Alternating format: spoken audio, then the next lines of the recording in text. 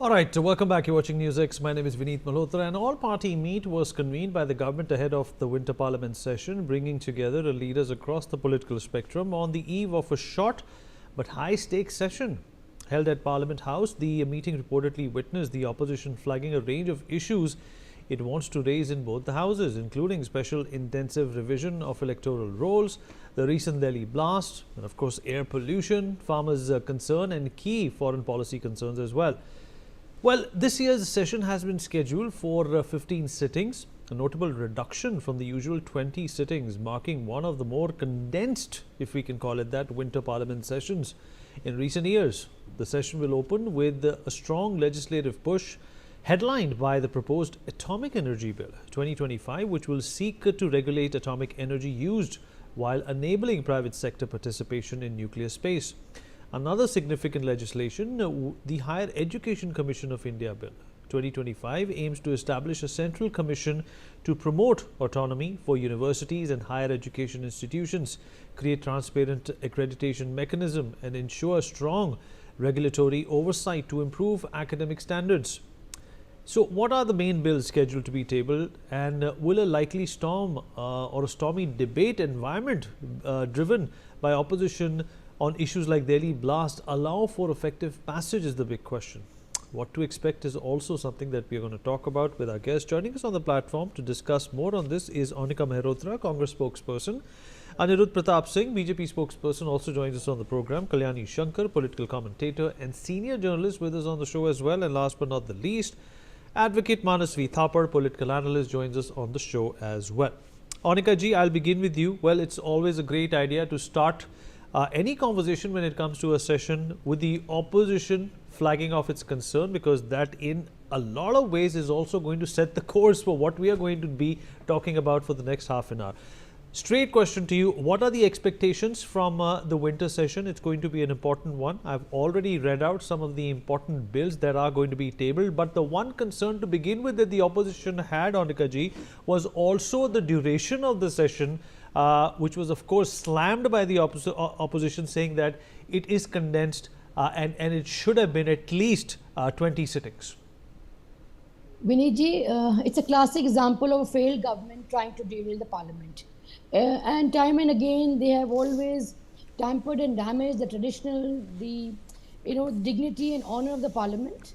And this time, very conveniently, they have delayed the session, and the working days are only 15. That goes to say that they knew very well that they're going to be asked pertinent questions. And regarding, as Gaurav Gogoi and Jairam Ramesh has pinpointed, to the Rashtriya Suraksha, to democratic security, to health issues, to financial security of farmers and the labor, to the pollution that is all over, apart from Delhi, in other states, in foreign security, where you're completely tilted. You have nothing but your own, nowhere you can see your own foreign policy. So it's a classic example, A. B, I think the 13 bills to be listed. And Vinayji, you'll be surprised to know that only one is, I think it's a replacement of an ordinance. And the two which are going to the committee for Lok Sabha. Rest 10, Vinayji, have not even been examined by the standing committee. So this is how they planned the whole thing. And then they have the audacity to say, as if the opposition cares, and they're going to create ruckus and they won't allow, they're wasting the taxpayers' money. But it is the government of the day which indulges in such kind of activities, provokes the approach is so provocative that you lead to such an atmosphere where there's nothing, no discussion, and there's halt, and then you say that Lok Sabha, Vidhan Sabha ko synodized. So this is how they work. It has been the pattern of the present regime, because they believe in silencing the voice of the opposition. They've never listened to it. They might call the meeting, and then they have their own agenda plays, kind of a deaf ears to what the opposition or the voice of the nation wants to tell the parliament. Okay, fair enough. Let's get a response from what you have said from Mr. Anirudh Pratap Singh. Anirudh, how would you like to respond to Anika? Obviously, the opposition feels that a number of the issues that they have found to be pertinent and important have been relegated, have been ignored, and have not been heeded to by the government in power at large. They have also discouraged discourse. They have discouraged the idea of a proper debate or even challenging some of the decisions that the government has made through these bills. How do you respond to that? Namaskar. My humble submission to Congress, please support to development of India. Please don't be create just like a ruckus in last session. जैसे last session में आपने एक देखा होगा तमाम session में कि ये लोग आते हैं और हंगामा क्रिएट करते हैं, उसके बाद में हंगामा क्रिएट करके फिर देन आगे ये प्रोसीड करने नहीं देते हैं. कम से कम बाद में फिर रोने लगते कि मुझे बोलने का मौका नहीं दिया गया. इतने इंपॉर्टेंट बिल्स टेबल हुए हैं, कम से कम डेवलपमेंट में इनका सहयोग करना चाहिए. और इनकी ये बुरी हालत हुई है, तो अगर डेवलपमेंट में सहयोग करेंगे तो हो सकता है कि पब्लिक इनके बारे में थोड़ा सा विचार करे. Okay, all right.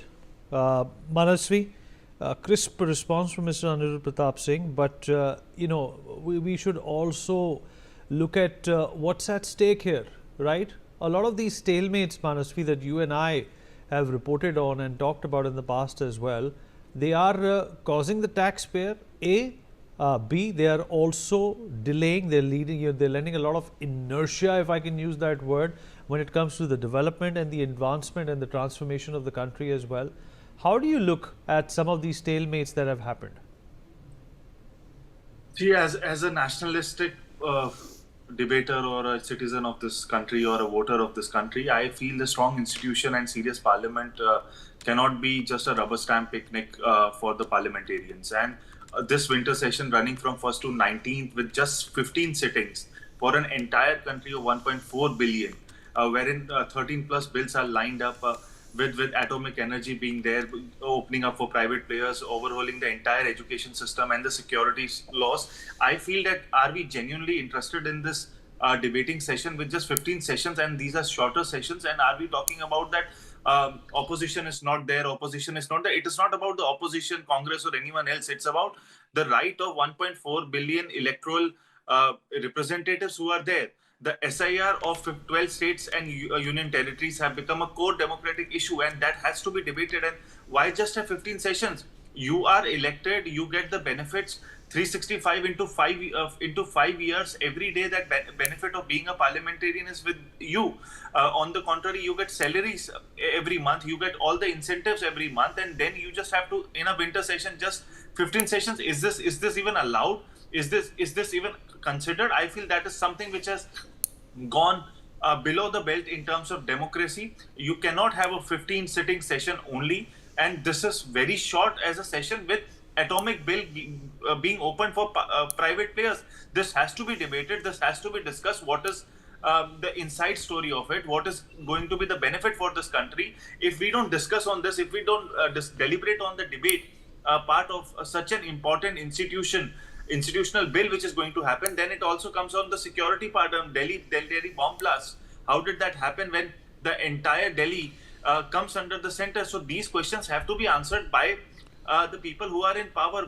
By just having 15 short sessions, are we going to achieve a full debate? I don't think so. With the kind of conduct with both opposition and the people in power have had in the past multiple years, what we have seen is there is no debate which have happened, not even a day since last 11 years have happened, which is completed in propriety, in a complete proportion, wherein we had amazing debates, we had counters and debates on these things. That has not happened, and the government has to answer things, and it is their duty. When you come in center, when you come in power, the only responsibility which you have, apart from serving the people, is answering the people in parliament.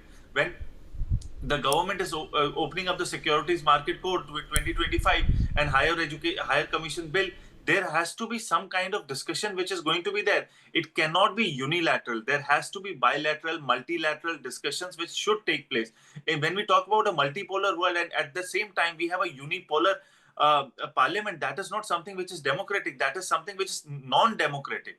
If we want a healthy democracy, we need to have debates and shorter sessions. The first biggest counter for me would be just 15 sessions is a complete no-no for me. In 2025, when we have 13 plus bills which are standing in front of us, we can't even have proper debating session for all these bills, just a day, and that too will be filled with ruckus. You'll see from tomorrow onwards there would be complete ruckus, and this is what the people in power enjoys. There would be some kind of hulla gulla created by the opposition, and then there would be a complete silence in the debating part, and the debate and the bills will be passed like any other session when there is no debate. So this rushed, non-transparent way of introducing bills, making sure that opposition does not ask questions, and when opposition leaders try to ask questions, they are shunted out of the parliament. This is not democratic. And also opposition has to make relevant points and should be asking questions which are relevant to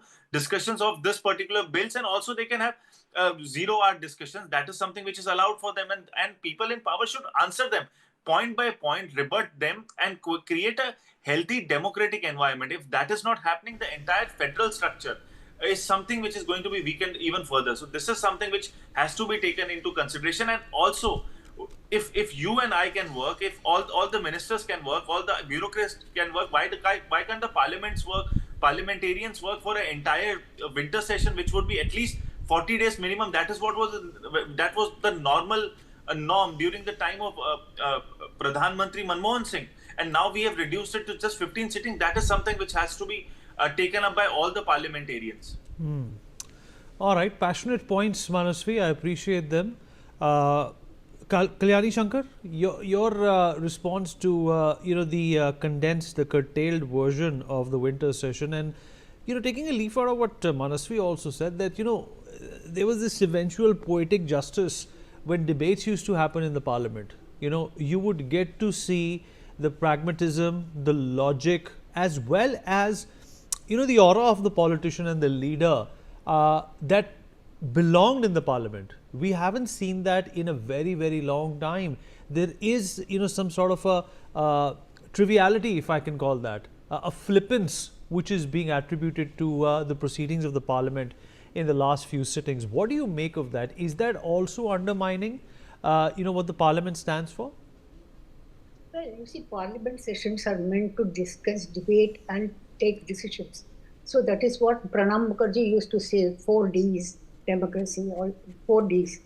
So when parliament is the only place where you can raise, things about your constituency, about major bills, about everything, because they have the security of the laws that they can criticize anybody within the parliament house. So that freedom is there for the members to talk about.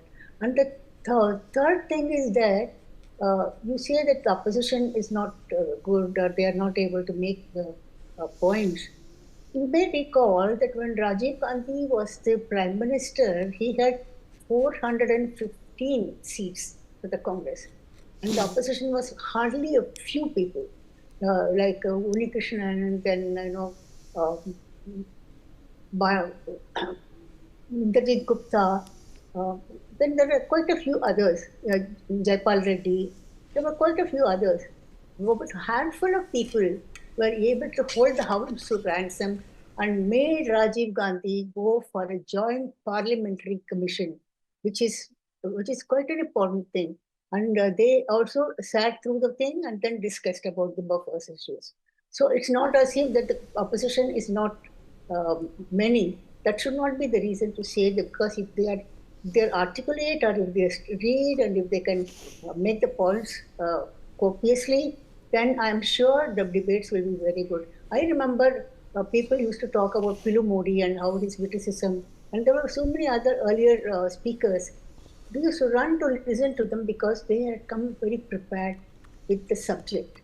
Today, the problem is that sessions are short, and second thing is that people, if they come with preparation, they are not able to make the points in the House because they don't get time. Number one. Number two, the opposition always, they sort of disturb the parliament. And then the sessions, even if they are long, they are often sometimes curtailed, or sometimes the sessions are not allowed to run. Sometimes one full session also does not have much of the business. Of course, you can say that it's a duty of the government to run the business. so the opposition cannot be blamed. But that's not enough. You see, opposition also has to be responsible and then make the issues and then in the house and also outside. So that is how opposition should behave. As far as the government is concerned, government doesn't want to have too long sessions for reasons known to themselves. And then the second thing is that the debates are not very lengthy or very serious because there is one short discussion notice that's not there at all for so many years. I have not been hearing about this. And then the calling attention motion. These are all important things where the MPs could make use of, what they want to say. So therefore, I have a feeling that both the government and the opposition, they have a duty to run the parliament and they have to see that the debates and discussions are held in the house and also valid points are made, and also to make sure that if there is any fallacy in the law, then that has to be corrected. You see, Parliament can pass the law, but then court can stay it. So they must be able to make sure that there is no room for the Supreme Court to come into the picture and then stop the laws. So these are the things one must be very careful. And I would love to have a different kind of parliament where the discussions and debates are heard in the House, and sort of really meaningful parliament would be what I want as a journalist. Right. Anika ji, coming back to you. The ruling government also goes on to say that, they blame it on the opposition, that, they are ready for a discourse, but the kind of behavior which is being reported from the parliament, the storming to the well which is being reported, the kind of sloganeering that happens, it does not even spare the Prime Minister when he's speaking. How can one have a healthy debate, a dialogue, perhaps even a small exchange in this kind of an environment is what the ruling government has accused the opposition of. How do you respond? It's very, very visible also. You can see the direct telecast and everybody knows what is actually happening in the parliament. But, before pointing a finger at opposition, the ruling party should see their behavior itself. Like I said, 13 bills out of 10 are not even in the standing committee. And then you want a proper decorum and everything, tongue-tied and lip-tied and yes, master, and yes, sir, and okay, pass, aye, and you pass the bill.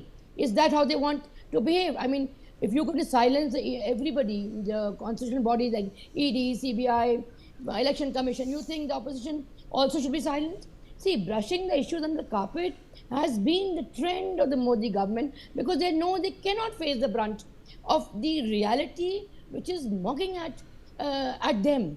It is so unfortunate that the basic things are lacking and you can't even talk on them. Even in short duration time, it is not even listed in that. So if you're not allowing the opposition to speak on issues which are raised, on security, on farmers, or various other, on environment, foreign policies, and then what is the platform? Where is the platform where the member elected, non-elected, into the Rajya Sabha are going to speak out the voice of the nation? This is how the democracy works, isn't it, sir? But here it has been an autocratic, it had been a very vindictive government, and they have tried to silence the voice of opposition by brushing it away. Because they know they can get away with everything.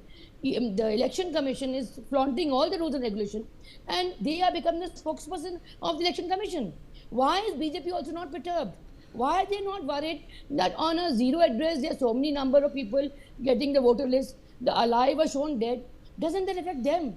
That means they are a party to what the ECI, Election Commission is doing, or rather dictating terms to them. And this is what we want to tell the parliament, that this is no way you can overnight change the rules of the selection of the EC and then get away with it. The Chief Justice is not there. So these are things we object to it, sir. Where else but the parliament will the parliamentarian object or raise an issue regarding an bill which needs to be passed? It can't be a random thing and you can say, okay, we abide by it. Yes, there might be good things. The opposition stands for it if it's a cause for the nation. But if it isn't, if it's tilted towards helping the 2 or the 3 families in the nation. Obviously, the opposition will object to it. The gentleman in the BJP was saying, oh, we are into development. I asked him, what kind of development have you done? Where are your smart cities? Where are your farmers' laws, which you were saying will benefit them? What about inflation? What about corruption? What about the black money? Swachh Bharat, the Namami Ganga, Make in India, women's safety. These were the planks you came on the development issues. I asked them, where are these? Can you tell me the data? Well, they can't because data is fudged. When the Delhi government can spray in front of the AQI machine and say, oh, the level is less, what else to the lowest low can we expect from the present government, Vinitji? You're quite right, Manasvi. What to expect now? We all, as is, have a curtailed session, and on top of that, these log jams are, not leaving a good taste in anyone's mouth. What do you think is the recourse over here? I feel if the debate is not completed, I think there has to be an extension of the session, and multiple issues like SIR, security, economy are something which is burning in the minds of the people of this country. And pollution.